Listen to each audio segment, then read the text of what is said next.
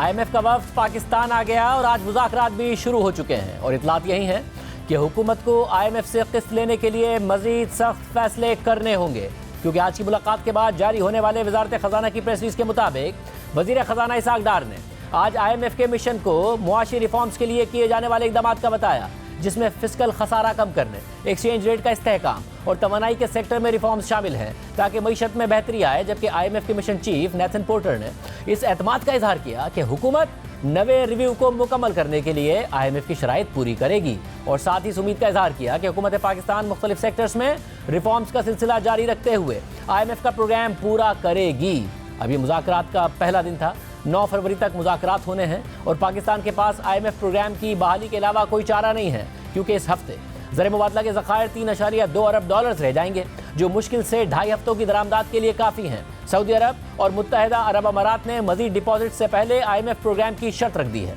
और प्रोग्राम में ताख़ीर की वजह से चीनी और मुत्तहिदा अरब अमारात के कमर्शियल बैंक्स ने भी पाकिस्तान से अपने डिपॉजिट्स रोल ओवर करने के बजाय वापस निकलवा लिए हैं और बरामदात और तरसीलात ज़र भी गिर गई हैं। रेटिंग एजेंसीज ने पाकिस्तान को डाउनग्रेड कर दिया है। हुकूमत ने पहले तो रुपए के कदर को मसनूई तौर पर रोक कर रखा, मगर फिर आईएमएफ के इसरार के बाद मार्केट पर छोड़ा तो रुपया 16% गिर गया, मगर आज जरा सब्जा और डॉलर ₹2.25 गिरकर इंटरबैंक में 267 रुपये 89 पैसे का हो गया, मगर ओपन मार्केट में 275 रुपये और ब्लैक मार्केट में 280 रुपये पर दस्तियाब है। जबकि आज स्टॉक मार्केट में भी 800 पॉइंट्स की तेजी देखी गई। यानी आईएमएफ प्रोग्राम की वजह से मार्केट में ये उम्मीद है कि चीज़ों में बेहतरी आ सकती है। और जियो न्यूज़ के मुताबिक वजारत खजाना के हुकाम का कहना है कि मुज़ाकरात में आईएमएफ ने माली खसारे और नुकसानात की निशानदेही कर दी है और माली नज़्म ज़ब्त पर सख्ती से अमल करने पर जोर दिया है। आईएमएफ ने बेनज़ीर इनकम सपोर्ट प्रोग्राम के तहत गरीब आवाम को रिलीफ देने की मुखालफत नहीं की, मगर दीगर शोबों में रिफॉर्म्स पर जोर दिया। जियो न्यूज़ के ज़राए के मुताबिक आईएमएफ ने मुतालबा किया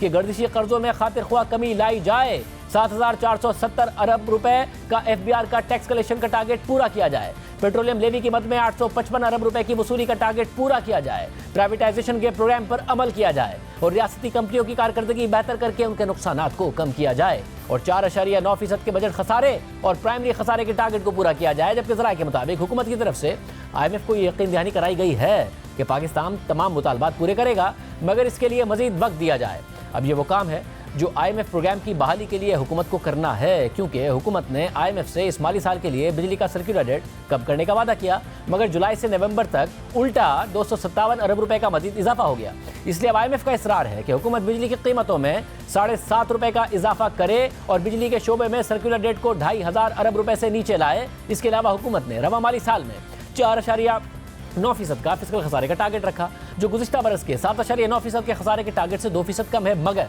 शुरू के 6 माह में ही हुकूमत ने गुज़िश्ता बरस से ज़्यादा खसारा कर दिया है। तो इसीलिए अब ज़राए दावा कर रहे हैं कि आईएमएफ हुकूमत से 600 अरब रुपए के मज़ीद टैक्स इक़दाम का मुतालबा कर रहा है। इसके अलावा हुकूमत 855 अरब रुपए का पेट्रोलियम लेवी का टारगेट रख चुकी है, मगर आईएमएफ का अंदाजा है कि इस टारगेट में भी 300 अरब रुपए तक का शॉर्टफॉल मुतवक्के है। इसलिए हुकूमत पेट्रोलियम लेवी को 50 रुपए से बढ़ाकर 80 रुपए फी लीटर कर सकती है या पेट्रोलियम मसनूआत पर सेल्स टैक्स लगा सकती है, यानी पेट्रोल और डीजल की कीमतों में इजाफा हो सकता है। इस सारी सूरत हाल में रुपया 16% गिर चुका है और उसके बाद ही आईएमएफ का वक्त पाकिस्तान आया है। हुकूमत ने मसनूई तौर पर 4 माह तक डॉलर को रोका तो अब तवक्कात से ज़्यादा गिरा है और आलमी रेटिंग एजेंसी फिच ने भी साल के आखिर तक 248 रुपए के डॉलर का टारगेट रखा था, मगर अब कहा है कि रुपए की कदर में कमजोरी का सिलसिला जारी रह सकता है, क्योंकि पाकिस्तान को आने वाले महीनों में बैलेंस ऑफ पेमेंट का सामना रह सकता है, मगर रुपए की कदर गिरने के मईशत पर असरात होंगे, जिसमें इंपोर्टेड इन्फ्लेशन में इजाफा शामिल है और इसके नतीजे में स्टेट बैंक शरह सूद में मजीद इजाफा कर सकता है और पाकिस्तान के मुआशी चैलेंजेस बढ़ने की तवक्कात हैं, जिससे इस माली साल में मईशत